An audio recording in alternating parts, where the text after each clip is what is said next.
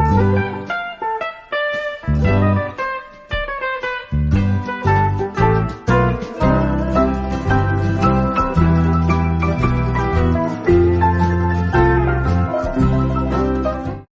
सभी को, मैं मत्तू केवट। मैं आज आप इस वीडियो के माध्यम से शब्दों के विरुद्धार्थी शब्दों का परिचय मैं आपको कराने वाला हूं। तो आप सभी जानते हैं, इसके पूर्व भी मैंने विरुद्धार्थी शब्द के बारे में वीडियो बना करके आपको अवगत कराया है। तो आप जानते हैं कि एक दूसरे का विपरीत अर्थ बताने वाले शब्दों को विरुद्धार्थी शब्द कहते हैं। एक दूसरे का विपरीत अर्थ बताने वाले शब्द को विरुद्धार्थी शब्द कहते हैं। तो आइए देखिए, कुछ विरुद्धार्थी शब्द का परिचय मैं आपको इस वीडियो के माध्यम से कराना चाहता हूं। तो जैसे देखिए, प्रात। प्रात का विरुद्धार्थी शब्द होगा संध्या। संध्या, इसे प्रातः भी कहते हैं। प्रातः अर्थात सुबह, प्रातः का संध्या होगा। तम, तम अर्थात अंधेरा होता है। तो तम का विरुद्धार्थी शब्द क्या होगा? तम का विरुद्धार्थी शब्द उजाला हो जाएगा। तम का उजाला होगा। नन्हा, नन्हा अर्थात छोटा होता है। तो नन्हा अर्थात छोटा होता है, तो नन्हा का विरुद्धार्थी शब्द क्या होगा? बड़ा हो जाएगा। नन्हा का विरुद्धार्थी शब्द बड़ा होगा। नभ, नभ अर्थात आकाश होता है।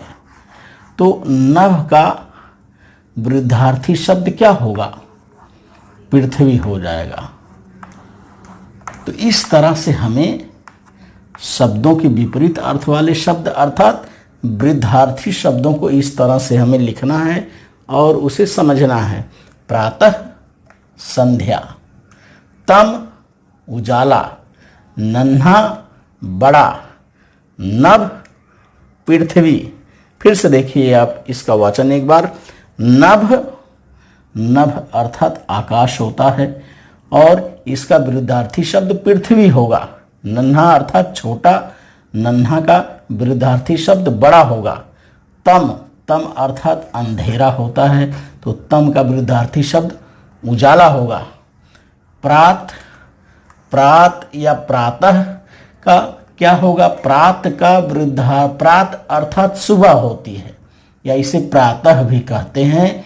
तो इसका विरुद्धार्थी शब्द संध्या होगा। संध्या अर्थात शाम, जैसे सुबह का शाम होगा, प्रात का संध्या होगा। तो इस तरह से हमें विरुद्धार्थी शब्द का वाचन और लेखन करना। दूर शब्द का विरुद्धार्थी शब्द देखिए क्या होगा। दूर शब्द का विरुद्धार्थी शब्द नजदीक होगा। दूर शब्द का नजदीक होगा। और अधिक शब्द का क्या होगा? दूर का नजदीक, दीक होगा। द पे बड़ी की मात्रा, दूर का नजदीक। अधिक का क्या होगा विरुद्धार्थी शब्द? अधिक का कम होगा। अशक्त, अशक्त शब्द है। अशक्त का होगा सशक्त। अशक्त का सशक्त होगा। मौन शब्द है। मौन अर्थात जो मौन रहता हो, कम बोलता हो, बोलता ना हो। तो मौन शब्द का क्या होगा? जो अधिक बोलता हो। अधिक बोलने वाले को वाचाल कहते हैं। क्या कहते हैं? वाचाल।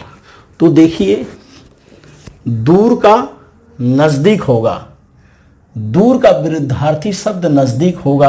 अधिक का विरुद्धार्थी शब्द कम होगा। अशक्त का विरुद्धार्थी शब्द सशक्त होगा। मौन का वाचाल होगा। मौन का विरुद्धार्थी शब्द वाचाल होगा। विरुद्धार्थी शब्दों के अंतर्गत देखिए, अगला शब्द है दुर्गति।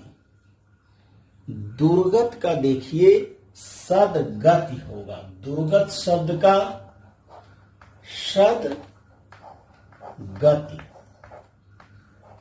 दुर्गत शब्द का सदगति होगा। मित्रता, मित्रता का विरुद्धार्थी शब्द शत्रु, शत्रुता होगा। मित्रता का शत्रुता। अस्त शब्द है, अस्त का, अस्त अर्थात डूबना होता है। अस्त शब्द का विरुद्धार्थी शब्द उदय होगा। अस्त का उदय होगा। अगला शब्द है अंत। अंत का, अंत शब्द का विरुद्धार्थी शब्द आदि होगा। अंत का आदि होगा। प्रकाश, प्रकाश अर्थात उजाला, तो प्रकाश का विरुद्धार्थी शब्द होगा अंधकार। अंधकार, प्रकाश का अंधकार होगा। तो इस तरह से हमें विरुद्धार्थी शब्दों को क्या करना है, सोच समझ करके लिखना है। तो इसका फिर से एक बार वाचन देखिए।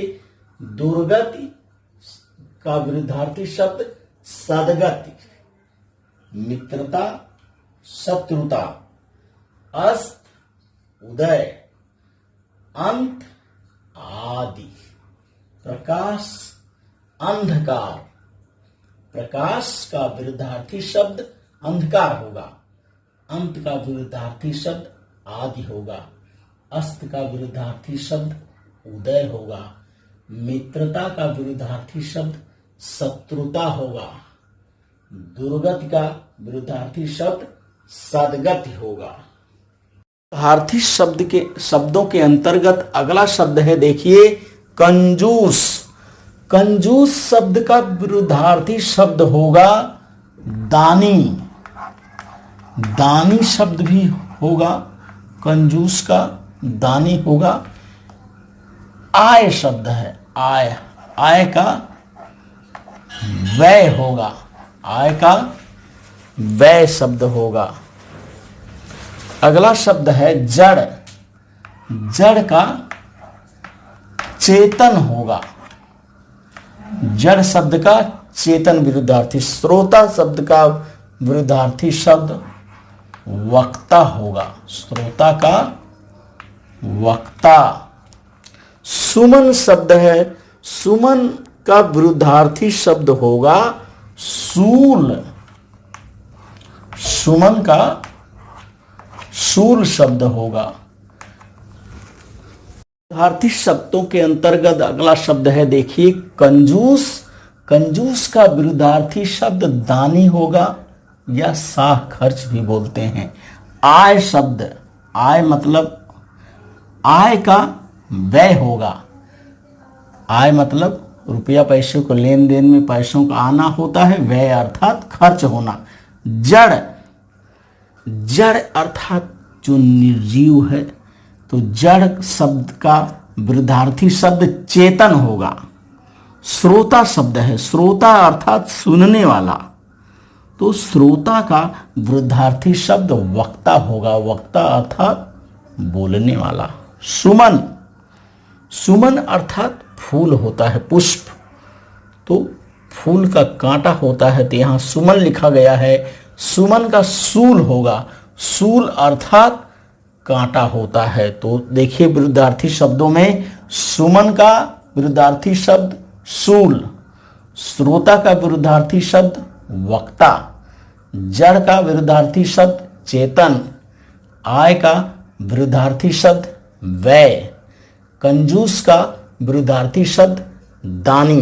तो इस तरह से आप इस वीडियो के माध्यम से विरुद्धार्थी शब्दों का वाचन करिए, लेखन करिए तथा श्रवण करिए। और मेरे आगे आने वाले वीडियो के लिए आप मेरे इस चैनल को लाइक करें, सब्सक्राइब करें, बेल आइकन को दबाएं। धन्यवाद सभी को।